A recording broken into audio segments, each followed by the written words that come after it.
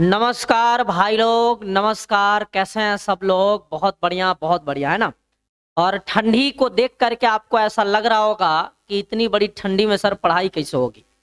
लेकिन सच बात यह है कि ठंडी जरूरत से ज्यादा है, लेकिन इससे ज्यादा सर्दी में भी आपको अपने पढ़ाई को कंटिन्यू रखना है, प्रैक्टिस जारी रखनी है। और उसी प्रैक्टिस सेशन को आगे की तरफ हम बढ़ा रहे हैं। पिछले हमने 8 सेशन ऑलरेडी करा दिया है, ये हमारी 9वीं सेशन होगी।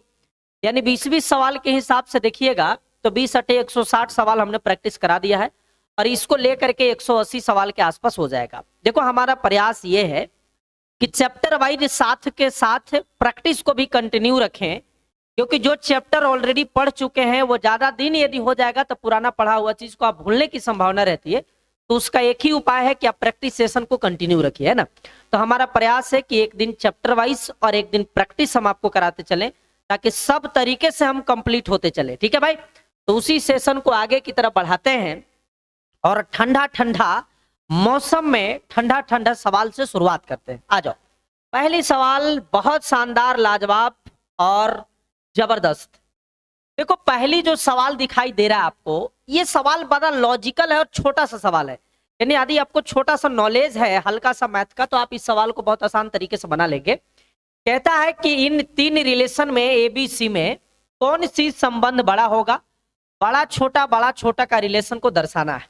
तो एक बात समझिएगा कि ए का जो मान है मेरे भाई, वो 0.4 का स्क्वायर है। तो 0.4 का स्क्वायर करेंगे तो 0.16 हो जाएगा। और बी के मान तो डायरेक्ट दिख रहा है 0.04, है ना। और सी के मान कितना होगा? तो सी के मान 2/5 है। अब समझना कि 2/5 को यदि मैं ऊपर नीचे 2 से गुना कर दूं मेरे भाई, नीचे भी 2 से गुना और ऊपर भी 2 से गुना, तो कोई फर्क तो नहीं पड़ेगा। तो 4/10, 4/10 का मतलब 0.4, यानी सी के मान हो जाएगा 0.4 बाबू। अब यदि आपके पास छोटा सा नॉलेज है तो यहां से भी पता कर सकते हैं कि कौन सी संख्या बड़ा है और कौन सी छोटा है। अन्यथा लगता है कि अभी भी डिसाइड नहीं कर पा रहे, तो उसका एक तरीका और सीखिए। एक तरीका यह है कि दशमलव के बाद अंक को समान कर दीजिए, दशमलव के बाद अंक को बराबर कर दीजिए। तो यहाँ दशमलव के बाद 2 अंक है, यहाँ भी 2 अंक है, तो यहाँ भी दशमलव के बाद 2 अंक कर दीजिए। उसके बाद दशमलव के पहले वाला संख्या खत्म हो जाएगा। तो बन गया ये 16, ये 4 और ये 40। तो कह सकते हैं 4 सबसे छोटा है। सबसे बड़ा कौन है? तो सबसे बड़ा हमारा सी हो जाएगा 40, सबसे बड़ा सी। सी से कोई छोटा है बी, सॉरी ए, तो सी से छोटा ए और ए से भी छोटा है बी। तो देख लीजिए ऑप्शन कौन डिसाइड कर पा रहे हैं। सी से छोटा ए और ए से छोटा बी, सी से छोटा ए और ए से छोटा बी। अरे ऐसा तो ऑप्शन नहीं है, ऑप्शन नंबर डी सही हो जाएगा। ठीक है देखो, यदि आप बिना दशमलव के बाद 0 बैठाए हुए डिसाइड कर पा रहे हैं तो बेहतर है। यदि नहीं डिसाइड कर पा रहे हैं तो दशमलव के बाद अंक को समान कर दीजिए, उसके बाद दशमलव कैंसिल हो जाएगा, जो बचेगा वो हमारा न्यूमेरिकल नंबर में कन्वर्ट हो जाएगा। ठीक है, आ जाओ सवाल नंबर 2 बाब।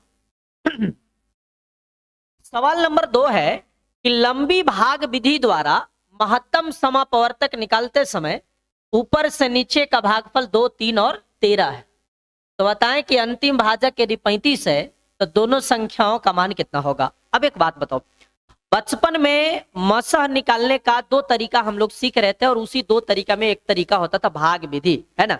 डिवाइड मेथड जिसको हम लोग कहते हैं, भाग विधि बाबू। तो भाग विधि में हम लोग ऐसे शुरुआत करते थे, याद पड़ रहा है कुछ कुछ बचपन वाली बात? ऐसे ऐसे चलती है। और सवाल कहता है कि अंतिम से भाजक जो दिया है वो 35 है, लास्ट डिवाइजर 35 है और भाजक क्रमशः कितना कितना है भाई? 2, 2 और 13 है। यानी यहाँ वाला 2 हो जाएगा, यहाँ वाला 2 और यहाँ वाला 13 हो जाएगा। अब एक बात को समझिएगा, इसको तो हम लोग ऑप्शन से भी डिसाइड कर सकते थे, लेकिन हम लोग प्रोसेस को समझ ले रहे हैं ताकि किसी भी प्रकार का दिक्कत का सामना ना करना पड़े सवाल को सोल्व करने के दौरान। देखिए, कह रहा था कि लंबी भाग विधि द्वारा जब महत्तम समापवर्तक निकाला जा रहा था तो क्रमशः भागफल 2, 2 और 13 है और लास्ट डिवाइजर, लास्ट भाजक हमारा 35 है। तो बताइए कि दोनों संख्या में एक संख्या x है और एक संख्या y है, तो x और y का मान क्या होगा, दोनों संख्या का मान क्या होगा।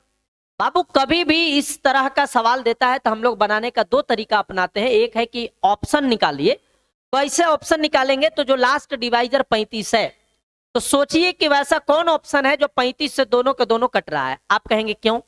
क्योंकि लास्ट डिवाइजर ही हमारा कहलाता है बाबू एचसीएफ। लास्ट डिवाइजर ही हमारा क्या कहलाता है? एचसीएफ।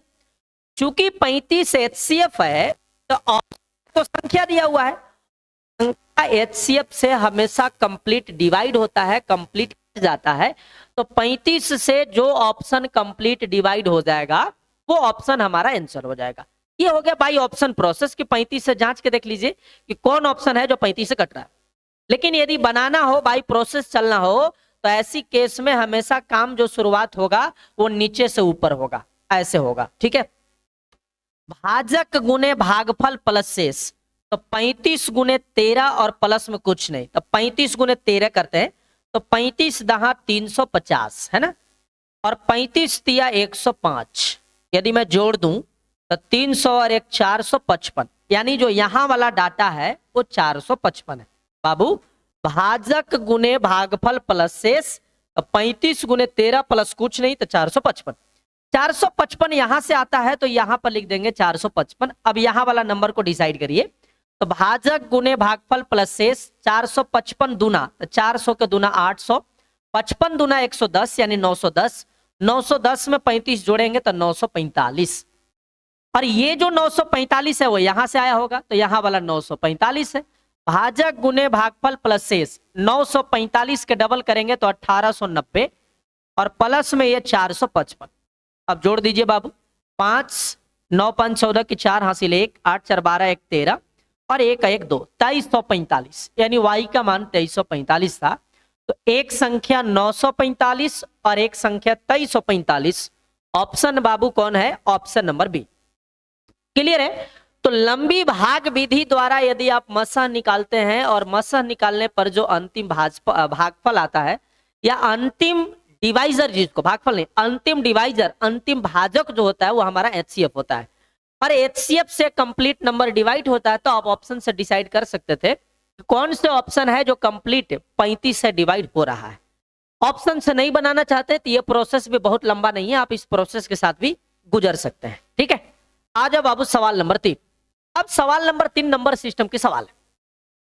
कह रहा है कि 36,000 का सभी भाजकों की संख्या कितना है, यानी नंबर ऑफ टोटल डिवाइजर्स निकालना है। कहने का मतलब ऐसे कितने संख्या होंगे, ऐसे कितने नंबर होंगे जो 36,000 को कंप्लीट डिवाइड कर देगा, पूरा पूरा काट देगा। तो याद रखिएगा, कुल भाजकों की संख्या निकालना है तो सबसे पहला स्टेप फैक्टर होगा। सबसे पहला स्टेप क्या होगा? फैक्टर। यानी पहला स्टेप है कि 3600 को फैक्टर करिए।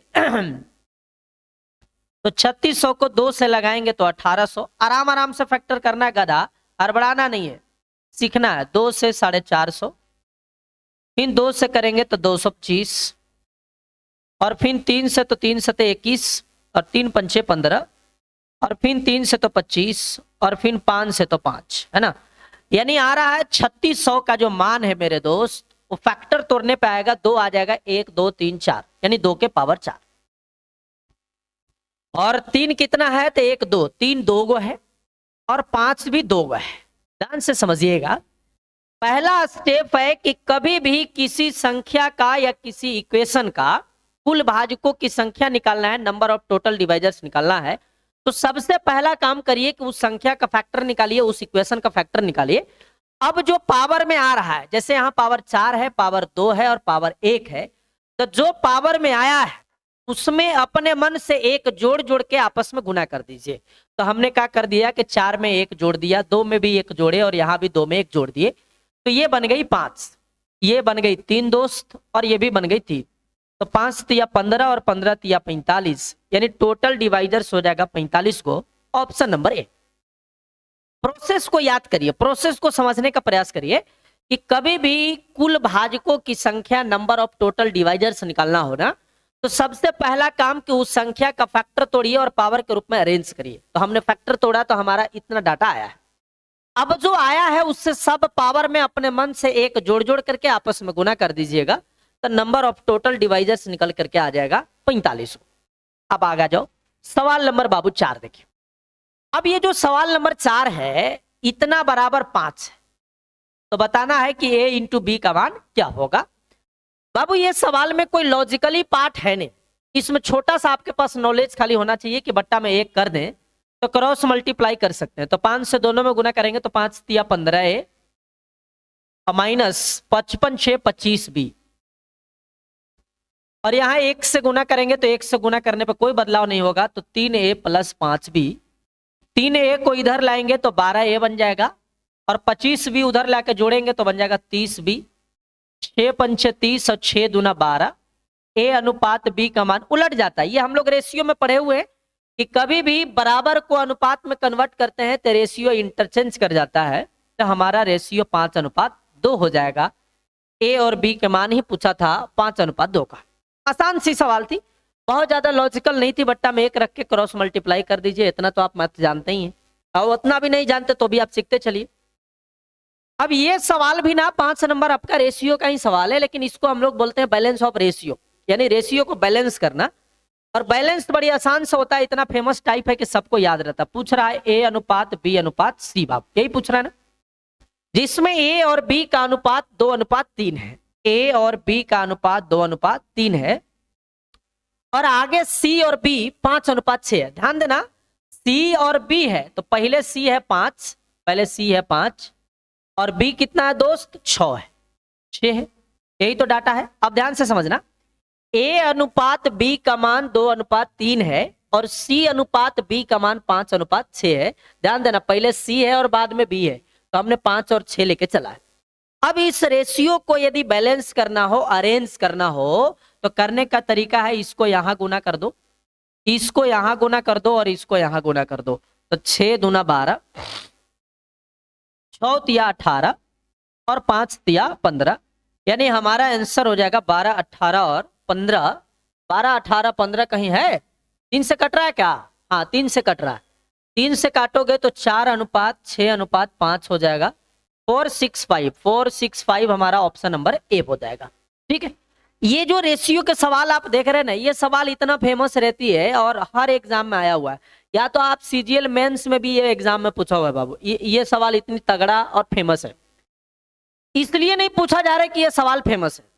सवाल कोई भी हो, एग्जाम कैसा भी आप देंगे तो उसमें एक आध सवाल ऐसा रहता ही है कि दुनिया का कोई लड़का यदि एग्जाम में बैठेगा तो कम से कम उससे बन जाए, अन्यथा उसको फील होगा कि हम एग्जाम में बैठे और हमारा से एको मैथ नहीं बना, उसी में से ही है। ठीक है, सबसे आसान सवाल तो सब लोग बना देता है। ठीक है, 6 नंबर पे आ जाओ, बहुत ज्यादा ध्यान नहीं देनी, आराम से पढ़ने पर ध्यान दीजिए। सवाल कहता है कि 11 तथा 80 के बीच सभी संख्याओं का औसत क्या होगा जो 6 से विभाज्य हो जाता है। देखिए ध्यान से समझिएगा, कहता है कि 11 और 80 के बीच सभी संख्याओं का औसत निकालिए जो 6 से डिविजिबल है, 6 से पूरा पूरा कट जाता है। तो आप ऐसे सोचिए कि दिया हुआ बाउंड्री कहां तक है भाई, 11 और 80 के बीच है, तो आप पहली संख्या कौन है जो 6 से कटेगा, तो पहला आप कहेंगे कि 6 कटेगा, लेकिन 6 नहीं ले सकते क्योंकि हमें बोला गया है 11 और 80 के बीच में, तो 6 कैंसिल। 6 के बाद 12 होगा जो 6 से कटेगा, 18 भी कटेगा, 24 भी कटेगा, और चूंकि 80 से पहले लेना है तो 80 से पहले 11 छक 66, 12 छक 72, 13 छक 78, यानी 28 होगा। ठीक है, जो 6 से कटेगा, हमारा बाउंड्री था 11 से 80 के बीच में ऐसी कौन सी संख्या होगी, सॉरी ऐसी संख्याओं का औसत जो 6 से पूरा पूरा कट जाएगा। तो 6 से कटने वाला संख्या का हमने देखा तो बना बाबू 12, 18, 24 और 78 तक, जो 11 और 80 के बीच में हो रहा है। अब कहता है कि इनका एवरेज क्या होगा, इतना औसत क्या होगा। तो याद रखें कि इन दोनों के बीच का अंतर कितना चल रहा है, 6 का, इन दोनों में भी अंतर 6 का, आगे भी अंतर कितना का, 6 का, आगे भी अंतर 6 का। यानी ऐसा कोई पैटर्न बन रहा है, ऐसा कोई सीरीज बन रहा है जिसके दो लगातार पदों का अंतर समान है, अंतर बराबर है, अंतर इक्वल है। तो वैसी केस में जो एवरेज होता है, एक होता है मिडिल टर्म। मिडिल टर्म पहला प्रोसेस, यदि आप मध्य टर्म निकाल देते हैं तो मिडिल वाला टर्म ही हमारा आंसर हो जाएगा। लेकिन यदि आप मिडिल टर्म नहीं निकाल पाते तो ऐसी केस में निकालिए फर्स्ट प्लस लास्ट बटे 2, फर्स्ट प्लस लास्ट बटे 2। इस तरीका से भी आप एवरेज निकाल सकते हैं। अब भाई साहब यदि मैं 12 से लेके 78 तक 6 से कटने वाला लिखूं और उसमें बीच वाला सोचूं तो टाइम लग जाएगा। तो वहां पर प्रोसेस बदल देना है, फर्स्ट प्लस लास्ट बट्टे 2 कर देना है। तो 12 और प्लस 78 जोड़ेंगे तो हो जाएगा 90, और 90 बट्टे 2 कर देंगे तो एवरेज हमारा 45 हो जाएगा। ऑप्शन नंबर कौन हो जाएगा? बी बाब। ठीक है, यानी ऐसा कोई भी सीरीज, ऐसा भी पैटर्न चलती हो जिसके दो लगातार पदों का अंतर समान हो, दो लगातार पदों का अंतर इक्वल हो, उस श्रेणी का, उस सीरीज का एवरेज, उस सीरीज का औसत हमेशा मिडिल वाला टर्म हो जाएगा, बीच वाला टर्म ही हमारा एवरेज कहलाता है। यदि बीच वाला पता ना चले, बीच वाला पता ना चले तो ऐसी केस में हम लोग फर्स्ट और प्लस लास्ट बट्टे 2 लगा देना है, वहां से भी एवरेज निकाला जा सकता है। ठीक है, कोई दिक्कत तो नहीं है। एवरेज के बहुत खतरनाक सवाल है बाबू। ये देखिए, इतनी लंबी जर्नी जिंदगी है, इतना लंबा सफर जिंदगी का है, जिसमें बहुत लोग मिलेंगे, बहुत साथ रहेंगे, बहुत लोग छोड़ करके जाएंगे, लेकिन अल्टीमेटली आपको अपने आप रहना यदि बेहतर लगता है, अपने आप के साथ रहना, अपने आप के साथ जीना बेहतर लगता है, तब आप जिंदगी में खुश रहेंगे। अन्यथा यदि अपना कंट्रोल, अपना रिमोट किसी और के हाथ में दिए हुए हैं तो आपको बराबर दुख का सामना करना पड़ता है ना। और कोई छोड़ करके जाए तो रोना धोना नहीं है। कहा गया है कि रोना बंद करो, अपनी तकलीफों से लड़ना सीखो। साथ देने वाला भी शमशान से आगे नहीं जाता, समझ गए? तो अपनी तकलीफों से खुद लड़िए और लड़ करके आगे निकलने का प्रयास करिए, और खुद से प्यार करिए, दूसरा से नहीं, है ना। लेकिन जो खुद से प्यार करता वो दूसरा से प्यार ऑटोमेटिक हो जाता है ना। सवाल नंबर आ जाओ बाबू 7। 11 संख्याओं का औसत 7 है। यदि प्रत्येक संख्या को दुगुना कर दिया जाए तो सभी संख्याओं का औसत क्या होगा? अब एक बात को पकड़िएगा, 11 संख्याओं का औसत दिया हुआ है कितना भाई? 7। कहता है कि प्रत्येक संख्या को क्या कर दिया जाए? दुगुना। यहां से लेकर के यहां तक पढ़ लो, प्रत्येक संख्या को दुगुना कर लिया जाए। अब हमारा एक बात को दिमाग में बैठा लो, प्रत्येक संख्या में, प्रत्येक नंबर में जितना परिवर्तन करिएगा औसत में भी उतना ही परिवर्तन होता है, उतना ही चेंज होता है। फिर से बोल रहे हैं, प्रत्येक संख्या में जितना परिवर्तन करिएगा उसके औसत में भी उतना ही परिवर्तन होगा, एवरेज में भी उतना ही चेंज होगा। तो प्रत्येक संख्या को दुगुना किया है तो उसके औसत भी दुगुना हो जाएगा। तो 7 के दुगुना कितना हो जाएगा? 14। Option number D. फिर से बोल देते हैं, प्रत्येक संख्या में जितना परिवर्तन करिएगा उसके औसत में भी उतना ही परिवर्तन होगा, एवरेज में भी उतना ही चेंजिंग होगा। ठीक है, आ जाओ भैया नेक्स्ट सवाल, है ना। सवाल नंबर 8 देखिए क्या कहता है। कहता है कि 2 आदमी किसी दीवार को क्रमशः 15 और 20 घंटे में बना सकते हैं। बहुत अच्छा सवाल। वे साथ मिलकर के काम करें तो 280 ईंट प्रति घंटा कम लगाते हैं, तो दीवार को 12 घंटे में बना लेते हैं।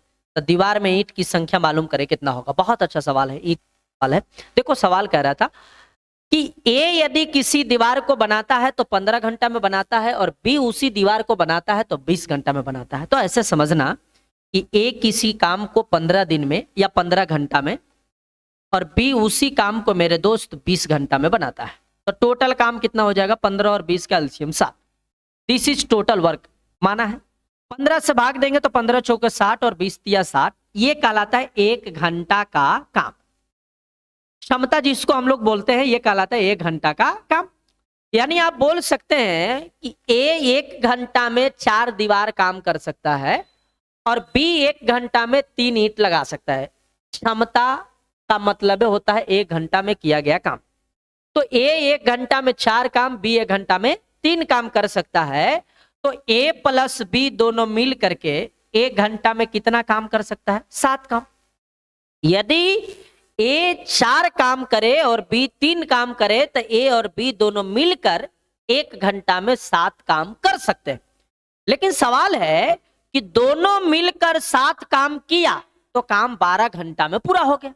तो आप एक बात बताओ, टोटल 60 काम है और 12 घंटा में कंप्लीट हुआ, तो प्रत्येक आवर कितना काम हो रहा था? 5 काम हो रहा था।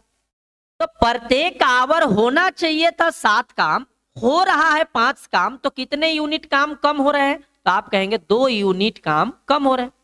लेकिन यही 2 यूनिट के मान बराबर कितना ईंट कम लग रहा है बाबू? 280 ईंट कम लग रहा है।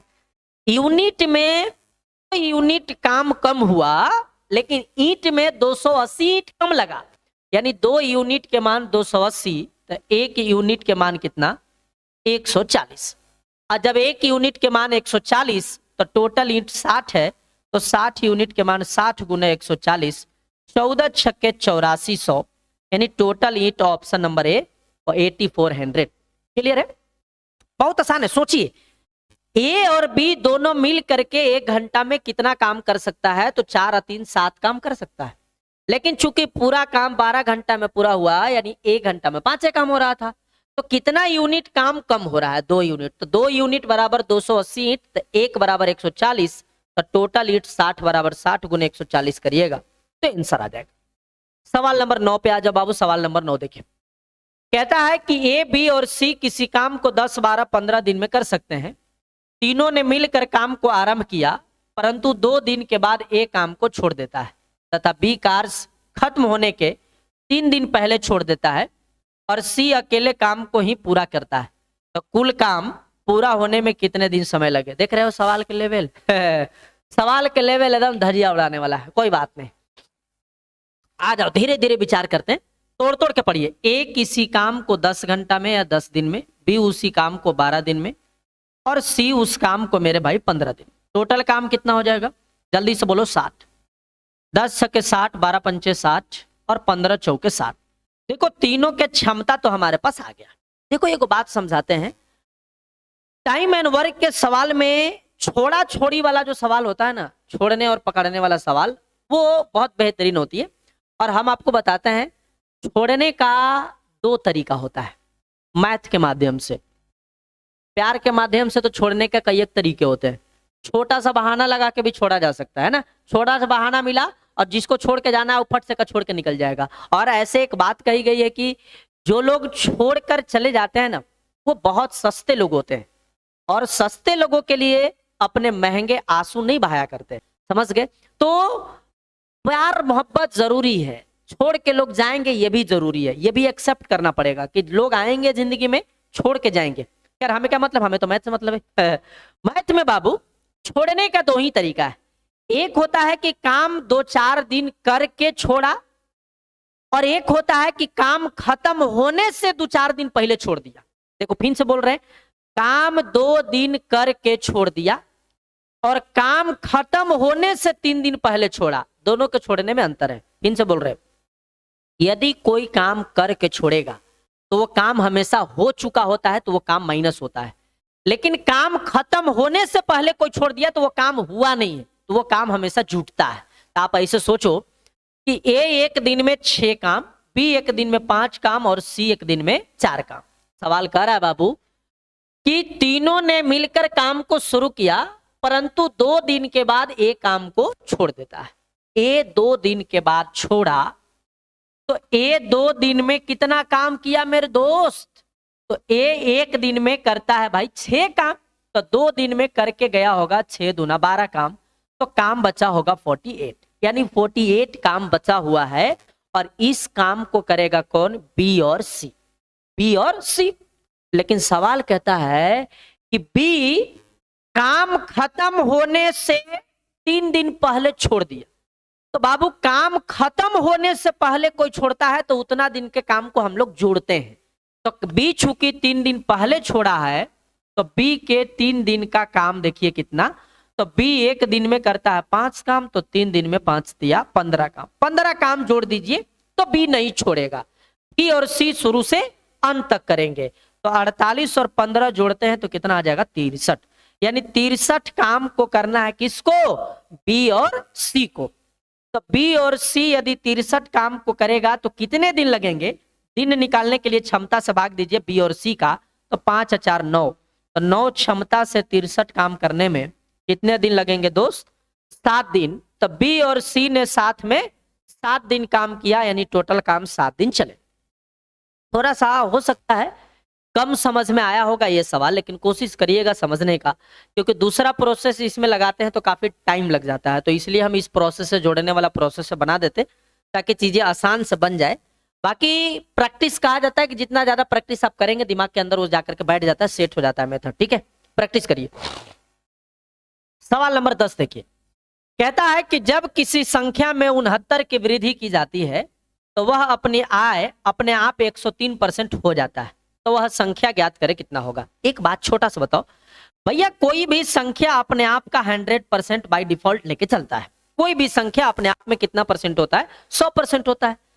जब इस 100% में कुछ वृद्धि किया जाता है तो कहता है कि वो बढ़ करके हो गया है कितना? 103%। भाई एक बात बताओ, कोई भी संख्या अपने आप में 100% था, जब हमने 69 का वृद्धि किया, 69 का इंक्रीजमेंट किया, तो वो संख्या 103% हुआ। तो आप कहेंगे कि कितने परसेंट वृद्धि हुआ है? 3% का क्या हुआ मेरे दोस्त? वृद्धि हुआ।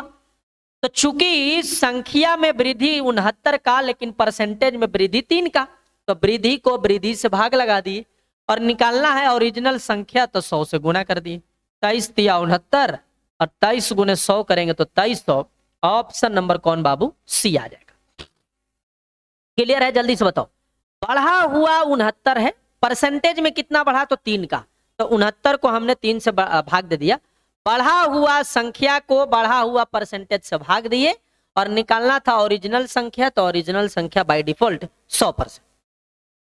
सवाल नंबर 11 पर आ जाओ। कहता है कि एक आदमी किसी वस्तु को विक्रय मूल्य पर 25% हानि पर बेचता है, तो वास्तविक हानि ज्ञात करे कितना होगा। एक बात सुनो मेरे भाई, यदि हम सिंपल बोलते हैं कि 20% का प्रॉफिट हुआ, 20% का प्रॉफिट हुआ, तो आप कहेंगे 20% के मान 1/5, जिसमें 5 होता है क्रय मूल्य और 1 होता है प्रॉफिट। 5 में 1 जोड़ देंगे तो हमारा विक्रय मूल्य कितना हो जाएगा? 6। विक्रय मूल्य 6। लेकिन ये कब? जब 20% लाभ बोलेगा तब। अब चूंकि 20% लाभ बोल रहा है तो लाभ हमेशा क्रय मूल्य पर निकलता है, इसीलिए नीचे वाला वैल्यू क्रय मूल्य होगा, ऊपर वाला हमारा क्या होता है बाबू? प्रॉफिट या लॉस होता है। सवाल यदि बोला है कि केवल लाभ परसेंट दिया है तो हमेशा क्रय मूल्य पे होता है, तो नीचे वाला क्रय मूल्य रहता है। लेकिन यदि सवाल वाला बोला है कि लाभ विक्रय मूल्य पर हुआ है, तब वहां नीचे वाला विक्रय मूल्य कहलाएगा। यहां पर वही बात है, कहता है कि एक वस्तु पर विक्रय मूल्य पर 25% का क्या हुआ? हानि हुआ। भाई साहब 25% का लॉस हुआ है, ये बात सही है, 1/4 का लॉस हुआ है। लेकिन किस पर 25%? तो सवाल कह रहा है कि विक्रय मूल्य पे। तो विक्रय मूल्य पर बोल रहा है तो नीचे वाला हमारा कहलाएगा विक्रय मूल्य, सेलिंग प्राइस। 1 कहलाएगा लॉस, यानी 4 रुपया में बेचकर 1 रुपया का हमने लॉस कमाया, तो क्रय मूल्य कितना होगा? तो आप कहेंगे 5 रुपया होगा। भैया यदि 4 रुपया में आपने बेचा और आपको 1 रुपया का घाटा लग चुका है, तो आपका क्रय मूल्य कितना होगा? खरीदा हुआ प्राइस 5 होगा। तो कहता है कि वही लॉस को क्रय मूल्य पर जोड़ेंगे तो परसेंटेज ज्ञात करें। तो कहेंगे 1 का लॉस क्रय मूल्य 5 पे, तो परसेंट में कितना? 5 20 से 100, आंसर बराबर कितना परसेंट? 20%। Option number A. देखो, यदि केवल लाभ परसेंटेज दिया है तो नीचे में बाबू क्रय मूल्य होता है, कॉस्ट प्राइस होता है। लेकिन सवाल बोल रहा है कि लाभ विक्रय मूल्य पर हुआ है, तब यहां नीचे वाला डाटा विक्रय मूल्य को रिप्रेजेंट कर देगा। लाभ यदि अंकित मूल्य पर हुआ है तो नीचे वाला डाटा अंकित मूल्य हो जाएगा। तो देखना यह है कि यदि कुछ ना बोले तो क्रय मूल्य पे, लेकिन जो बोल रहा है फिर उसी पर होगा। यहां पर विक्रय मूल्य पर बोला था तो नीचे वाला विक्रय मूल्य हो गई। ठीक है भाई। सवाल नंबर 12 कहता है कि एक सोफा सेट जिसका अंकित मूल्य इतने रुपए है 4800, उसे 2 क्रमागत छूट पर इतने रुपए में बेच दिया जाता है। यदि पहली छूट 10% है तो दूसरी छूट ज्ञात करे कितना होगा। अब एक बात को समझना मेरे भाई, ये सवाल डिस्काउंट का बड़ी इंपॉर्टेंट सवाल है, बहुत ज्यादा सवाल एग्जाम में पूछी जाती है। कह रहा है कि एक वस्तु का मार्क प्राइस 4800 है, 4800 रुपए है, और इसको 2 डिस्काउंट के बाद कितने रुपए में बेच दी गई है? 3672 रुपए में बेच दी गई। कब 2 डिस्काउंट दिया गया? तब। जबकि पहला डिस्काउंट 10% है तो दूसरा डिस्काउंट का मान क्या होगा? ये बहुत पूछा जाता है एग्जाम में, बहुत बार, अनंत बार पूछी गई है कि पहला डिस्काउंट इतना है तो दूसरा डिस्काउंट क्या होगा। आज हम इसका एक शॉर्टकट तरीका, आसान तरीका बता देते, आप जल्दी में बना लीजिएगा। पहले यदि 10% का डिस्काउंट दिया है तो 4800 का 10% कितना होगा? 480 रुपया का डिस्काउंट दिया। तो भाई साहब 4800 में 480 रुपया का डिस्काउंट देगा तो 4320 रुपया प्राइस हो जाएगा। ये हो जाएगा न्यू प्राइस। कब? एक डिस्काउंट देने के बाद। यदि हमने 480 रुपया का डिस्काउंट दे दिया तो हमारा नया प्राइस बन गया होगा 2320 रुपया। लेकिन ग्राहक 2320 रुपया में लेने को तैयार नहीं था। तो हमने कहा ठीक है भाई 2320 में नहीं लोगे तो कितना में लोगे? तो ग्राहक कह रहा है कि इतना में लेंगे, 3672 रुपया में। तो हम ये देखेंगे कि हमारा प्राइस 2320 आ रहा है और लेना चाह रहा है 3672 में, तो दोनों में जितना का अंतर बनेगा वही कहलाएगा नया डिस्काउंट। यही क्या कहलाएगा? नया डिस्काउंट। तो घटा के देख लीजिए, 10 में से 2 जाएगा 8, 11 में से 7 जाएगा 4, 12 में से 6 जाएगा तो 6, और यहाँ 3 में से 3 गया तो कुछ नहीं। यानी जो दूसरा डिस्काउंट है 648 है, इसको बोलते हैं हम लोग सेकेंड डिस्काउंट बाप। ठीक है, दूसरा डिस्काउंट 648 रुपए का हुआ है। लेकिन सवाल ये नहीं पूछा है कि कितना रुपया का डिस्काउंट हुआ है, कितना परसेंटेज का डिस्काउंट। तो आप कहेंगे 648 का डिस्काउंट कितनी प्राइस पे? 4320 पे। 4320 पे। तो परसेंट में कितना, परसेंट जानने के लिए 100 से गुना कर लीजिएगा। अब यहां से जब आप कैलकुलेट करिएगा तो आपका आंसर कोई ना कोई टैली करेगा, और कौन ऑप्शन टैली करेगा वो आपको देख लेना है। काट लीजिए, 0 से 0 कट जाएगा, और 2 से काटते हैं तो 216, और इसको 2 से काटते हैं तो 5, और 216 से ही 3 मरतबे कटेगा, 5 दिया 15% का डिस्काउंट सेकंड वाला आ जाएगा, ऑप्शन नंबर सी। बहुत आसान तरीका है। पहला डिस्काउंट हमने 10% दिया तो 10% माइनस कर दिए तो प्राइस 4320 आया। दूसरा डिस्काउंट देने के बाद इतना में बेचे तो दोनों के बीच का जो अंतर होगा वही कहलाएगा सेकंड डिस्काउंट। और इस सेकंड डिस्काउंट को यदि परसेंटेज में बदलना है तो बट्टा में हमेशा नया वाला प्राइस रखाएगा 4320 रुपया, क्योंकि जो दूसरा डिस्काउंट मिलता है वो नया प्राइस पे मिलता है, पहले वाला प्राइस पे नहीं मिलता है। ठीक है, सवाल नंबर आ जाओ बाबू नेक्स्ट। कहता है कि किसी धनराशि पे 5% वार्षिक दर से 3 वर्ष और 4 वर्ष के लिए ब्याज में अंतर 42 रुपया है, तो वह राशि ज्ञात करे कितना होगा। अब एक बात बताओ, 5% रेट है और उसको 2 जगह ब्याज काउंट किया गया है, एक 4 साल और एक 3 साल का। ये बात आपको पता होना चाहिए कि प्रतिशत एसआई बराबर होता है आर गुने टी परसेंट। प्रतिशत एसआई बराबर आर गुने टी परसेंट। तो 5% की दर से 4 साल का एसआई बनेगा 5 का 20%, और 5% की दर से 3 साल का एसआई बनेगा 5 या 15%। अब एक बात बताओ, 20% और 15% में अंतर कितना परसेंट का आ रहा है भाई? 5% का। लेकिन रुपया में अंतर कितना रुपया का है? 42 रुपया का। 42 रुपया का अंतर बना है ब्याज में। तो 4 वर्ष में 20% और 3 वर्ष में 15%, तो दोनों के बीच के अंतर 5%। तो अंतर को अंतर वाला से भाग लगाइए और निकालना प्रिंसिपल है तो प्रिंसिपल वाला से गुना कर दो। 5 20 से 100, 42 दूना 84, 840 रुपया हो जाएगा, ऑप्शन नंबर बी। कोई दिक्कत 13 नंबर में नहीं ना? आ जाओ भैया 14 नंबर। 14 नंबर सवाल को एकदम देखिए धड़ाधड़ उड़ा दो। कहता है कि एक व्यक्ति बी को 3 वर्ष के लिए 10,000 रुपया तथा सी को 4 वर्ष के लिए 6,000 रुपया समान दर पे उधार देता है साधारण ब्याज पे, और दोनों से कुल मिलाकर के 5400 रुपया का ब्याज प्राप्त होता है।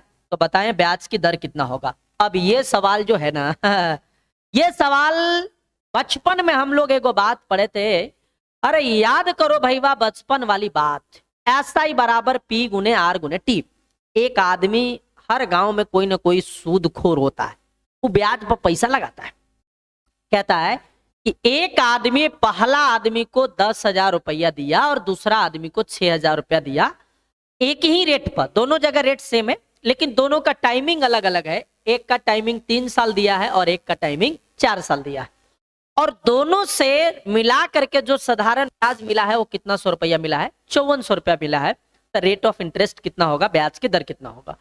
तो ऐसा ही बराबर होता है पी गुने आर गुने टी बटे 100। तो पी हमारा 10,000 है, रेट नहीं मालूम है और टाइम 3 है। पी गुने आर गुने टी बटे 100, ये 10,000 रुपया पर ब्याज इतना बनेगा। दूसरा ब्याज लिखेंगे तो पी गुने आर गुने टी बटे 100, 6,000 पर ब्याज इतना, 10,000 पर ब्याज इतना, दोनों जोड़ दिए तो टोटल ब्याज आ गया। लेकिन टोटल ब्याज बराबर में कितना दिया हुआ है मेरे दोस्त? 5400 रुपया दिया हुआ है।